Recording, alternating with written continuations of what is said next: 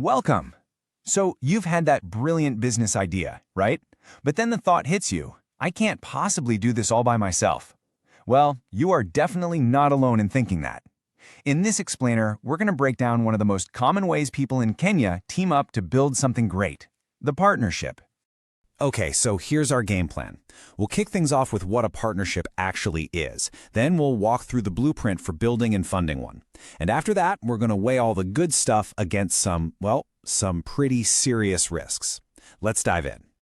All right, first things first, let's start with the absolute basics. When we say the word partnership, what are we actually talking about? What does it really mean to be in business with someone else, in a formal legal sense? At its heart, it's pretty simple. It's a formal deal where you and at least one other person decide to go for it.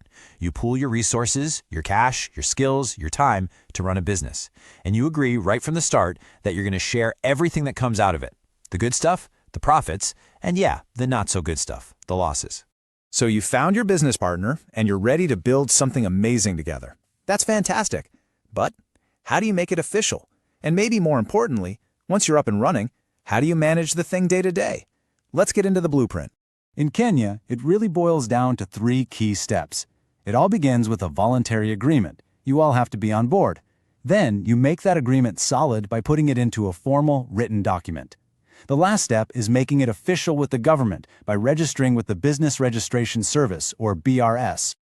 Now, let's zoom in on that second step, the partnership deed.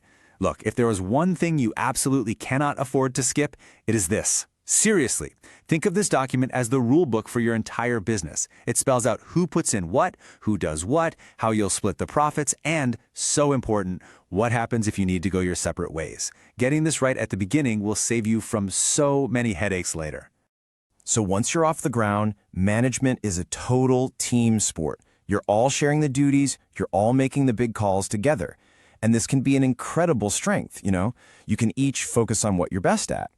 But, and it's a huge but, this is also where things can get tricky when you don't see eye to eye. Okay, let's talk about the fuel for this engine, money. Every business needs capital to get going and to grow. So, in a partnership, where does it come from? Typically, the money flows from about 4 main places.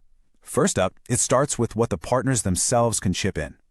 After that, you've got bank loans, credit from your suppliers, or you can just take the profits you're making and pour them right back into the business to keep growing. And here is a really crucial point. Think about it from a bank's perspective. 2, 3, or more people pooling their finances just looks stronger and more stable than one person going it alone. That combined financial muscle can make it much easier to get the loans you need for growth. Capital that a solo entrepreneur might really struggle to get their hands on. All right, now that we have a good grip on how you form and fund these things, let's dig into why they're so popular in the first place. What are the big wins? What makes people want to team up like this? The upsides are pretty compelling, For starters, they're just easier to get going than a full-blown company.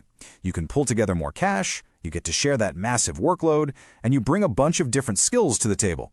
Plus, the profits are taxed as part of your personal income, which can definitely be a plus. Okay, but it's not all sunshine and profits. Before you even think about signing a partnership deed, you have to understand the serious downsides. And trust me, this is where things get very, very real. And here we are. This is the single biggest, scariest risk of a general partnership: unlimited liability. Let me be perfectly clear about what this means. It means your personal assets, your car, your house, your life savings, can all be taken to pay off business debts. And it gets worse. You are personally on the hook for the entire debt, even if your partner is the one who created it without you knowing. This is not a risk to take lightly. This really gets to the heart of the paradox, doesn't it? The very thing that makes a partnership so powerful, the people, can also become its biggest weakness. Having different viewpoints and sharing the load is fantastic, right up until those different opinions on how to run the business turn into major business-stopping fights. And the dangers don't stop there. Partnerships can be fragile. If one partner leaves or passes away, the whole business might have to shut down.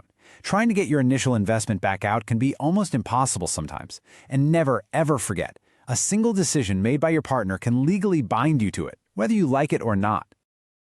This quote just nails it. A partnership is so much more than a business structure. It's a professional relationship. And just like any other important relationship in your life, it takes constant work, a ton of trust, and super clear communication to have any chance of success. So when you boil it all down, it comes to this. A partnership is about sharing everything. The wins, the work, the money, and all of the risk. The rewards can be huge, but you are tying your financial future to another person's judgment. The real question isn't just about starting a business. It's about who you're willing to share that responsibility with. Thanks for watching.